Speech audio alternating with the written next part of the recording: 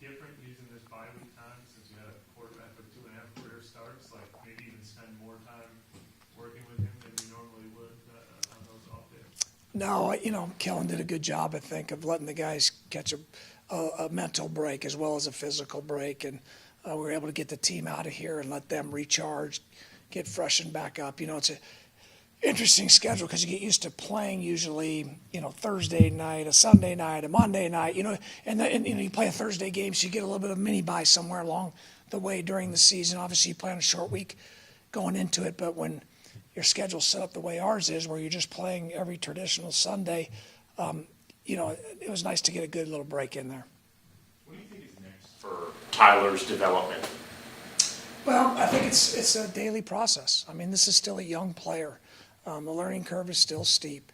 And so every day he's learning something new. And, when you get out against NFL defenses, there's going to be different pitchers. They're going to change. People are going to show you different things. And especially with young quarterbacks, they're going to try and disguise things more than they do traditionally than other quarterbacks. How do you think he's progressed as of late? I think he's done a really good job. Obviously saw a lot of growth from the first start out in L.A. to the second start in Carolina, and I anticipate him to stay on the same course. Have you seen Tyler's feel for the pocket improve over the course of OTAs and now? I think that was one of the really big things for him early on, playing on the scout team.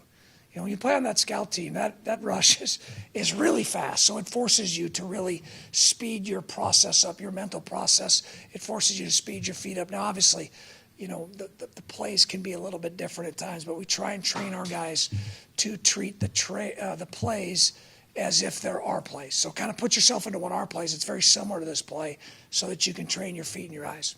I'm wondering how Scott Tolzien kind of plays a role into that in terms of just individual drills and working on the footwork in those sessions as well. Yeah, if you come watch our guys, and I know you guys are only out there for a certain portion of practice, but Scotty does a really good job, going through the progressions of, putting the spots where they can be. You only get so many reps live, but putting the spots where they are and, going through with our feet and our eyes, making sure the timing's right.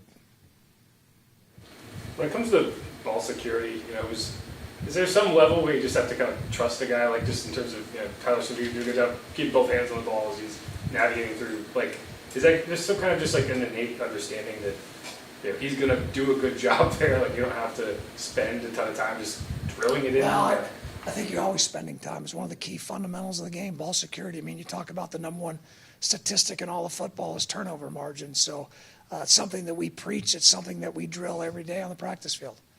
I mean, how have you seen him develop that over the course of 10 weeks or so? Well, hopefully it's the awareness we've created for him, and then through drill structure, helping him improve his technique, and being able to point out to him and film, in certain situations, hey, you're loose with the ball here in the pocket. Oh, hey, here's a really good example.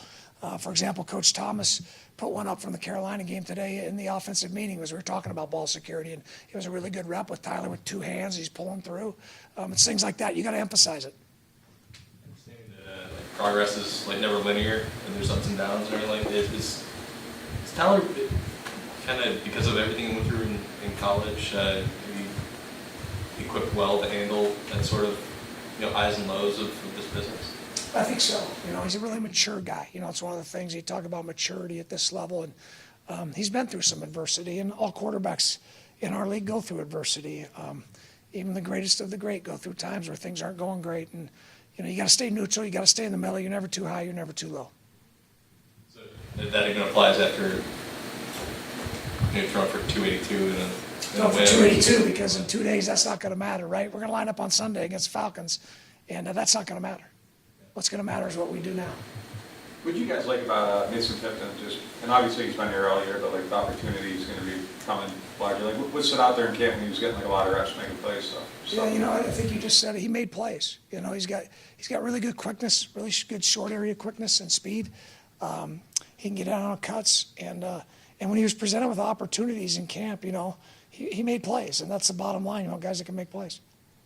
Is there a benefit for a receiver, just to be in the game snap after snap, can it help him with route running, learning the quarterback? Does any of that help with getting open and making plays? Sure. I mean, obviously there's chemistry between the quarterback and the receivers. Obviously, we're going to be playing with, some different guys this week. So, it's one of the things we've been working on. Obviously, Mason's been part of our active group for a while, so he's been getting those reps in practice with Tyler.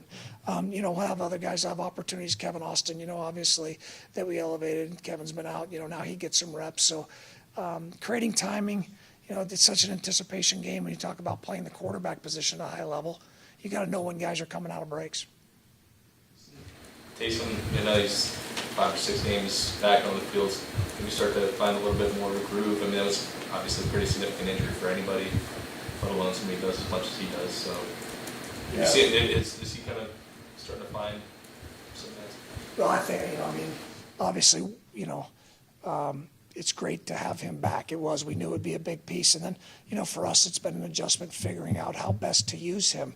Obviously, like I said before, we didn't have him during training camp. So, you look at the last drive of the game, we got the ball with 7.5 minutes to go in the game, and we're able to possess the ball to end the game. And he was a big part of that. So there's things that he's really helping us and is going to continue to help us moving forward. What do you make of Falcons' young pass rushers, Walker and Pierce? Yeah, they got length, they got speed, they got quickness, they're book edge guys, you know what I mean? You got to be aware of them. We're going to have to do a really good job, and they obviously have done a really good job. You look at their sack numbers, one of the elite sack teams in the league, so that's going to be a challenge for us. It seemed like Tyler was thrown with pretty good anticipation. What goes into being a good anticipatory thrower? What are the qualities and what allows someone to be good at that? Well, I think first off, you got to have vision. You got to be able to see the field, and then you got to be able to tie your feet to your eyes. And so when your feet tie to your eyes, then it's allow the ball to come out on time. Then it becomes the accuracy thing.